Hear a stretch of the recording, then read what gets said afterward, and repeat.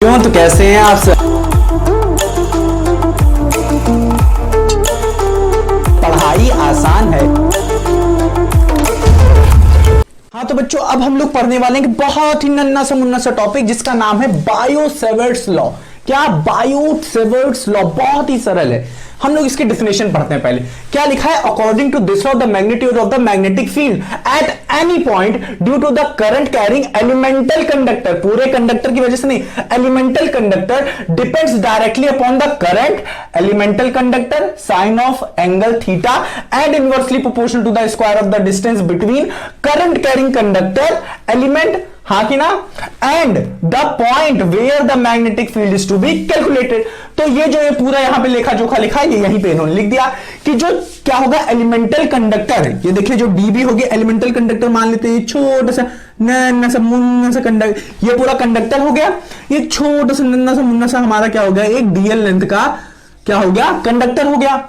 ठीक है, छोटा सा। ठीक है, अब यहां से लेके हमें इस पॉइंट क्यू पे हमें निकालनी है मैग्नेटिक फील्ड। क्या निकालनी है, मैग्नेटिक फील्ड निकालनी है। छोटे से लेंथ के लिए मैंने ना छोटा सा मैग्नेटिक फील्ड होगा, डीबी होगा। तो magnetic field intensity due to the dl length of the wire, dl length of the wire.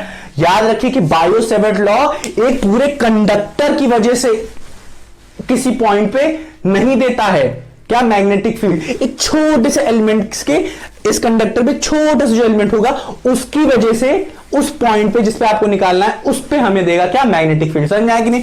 तो यहां पे आया, तो ये जो लेखा जोखा यहां पे है, तो यहां पे लिखा गया है कि जो डीबी होगा वो डायरेक्टली प्रोपोर्शनल होगा I K, depends upon the current, हाँ, depends upon the elemental conductor, हाँ, depends upon the angle of theta, हाँ, inversely proportional to the distance between the current carrying elemental conductor and किसके बीच में, the point at which the magnetic field is to be calculated. तो हो गया हमारा क्या, डिस्टेंस क्या हो गया, आर, हाँ कि ना। ये mod of r vector is r, और ये हम लोगों ने दिखाया डायरेक्शन ऑफ।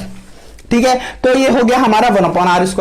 अब जब हम इन सबको ज्वाइन कर देंगे, क्या कर देंगे, ज्वाइन कर देंगे, तो dB is directly proportional to I dl sine theta upon r square. अब जब ये प्रोपोर्शनलिटी साइन हटता है तो एक कांस्टेंट आता है, क्या आता है, कांस्टेंट आता है। तो यहां पे कांस्टेंट माना गया। हमारे बायो सेवर्ट्स जो थे उन्होंने क्या किया, ये कांस्टेंट लिया म्यू नॉट अपॉन 4 पाई।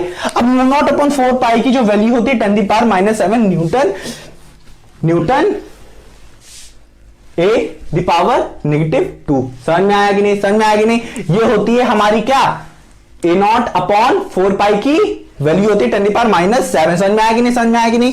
अब देखिए बच्चों, ये तो अगर हम लोग कहें ये इतना जो फॉर्मूला है, ये हमारा फॉर्मूला है स्केलर फॉर्मूला। क्या है, स्केलर फॉर्मूला। ये हमें कोई डायरेक्शन नहीं देगा। क्या देगा, ये हमें कोई डायरेक्शन नहीं देगा। तो हम लोग डायरेक्शन देख रहे थे ना, ये हमने लिया था r vector. R vector shows the direction of magnetic field. तो हम लोग आर वेक्टर को ही यूनिट वेक्टर लिखेंगे। ठीक है, जिससे हमें क्या मिलेगा, क्या करते थे, जब भी एक स्केलर क्वांटिटी होती थी, अगर हम उसमें यूनिट वेक्टर ऐड कर देते, मल्टीप्लाई कर दे रहे हैं उसमें, तो क्या हो जाता था, वही स्केलर क्वांटिटी किसमें चेंज आती थी, वेक्टर क्वांटिटी में। तो हम लोग यहां पे क्या करेंगे, आर को एज अ वेक्टर मानेंगे। तो हमने क्या करते थे, multiplying by a unit vector. R unit vector is equals to, formula होता है ना, क्या होता है, A vector is equals to A unit vector upon mod of vector. ये सब आपने पढ़ा हुआ है, समझ में रहा है कि नहीं।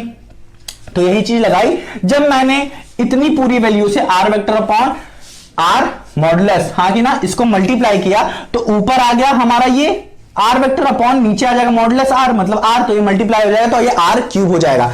तो इतना याद रखिए, ये होती है हमारी वेक्टर फॉर्म। और यहां पे जो म्यू नॉट होता है वो परमिएबिलिटी ऑफ वैक्यूम एयर या फ्री स्पेस ले सकते हैं। ठीक है, तो इतना आपने समझा कि बायो सेवर्ट लॉ जो होता है पूरे कंडक्टर की वजह से नहीं, एक एलिमेंटल कंडक्टर की वजह से लगता है। ठीक है, करंट कैरिंग कंडक्टर। ठीक है, इट इज, अब देखो यहां पे मेन पॉइंट मैंने यही चीज लिख दिया है, it is applicable only on elemental current. ठीक है, ये एलिमेंटल जो होगा हमारा कंडक्टर, उसमें जो करंट फॉलो कर रहा होगा उसी के लिए लगेगा, किसके लिए, एलिमेंटल के लिए। ठीक है, समझ में आ रहा है कि नहीं, इतना समझ में आया, इसे नोट करिए अच्छे से। ठीक है, इसको आप लर्न कर लीजिएगा। ठीक है, अच्छे से।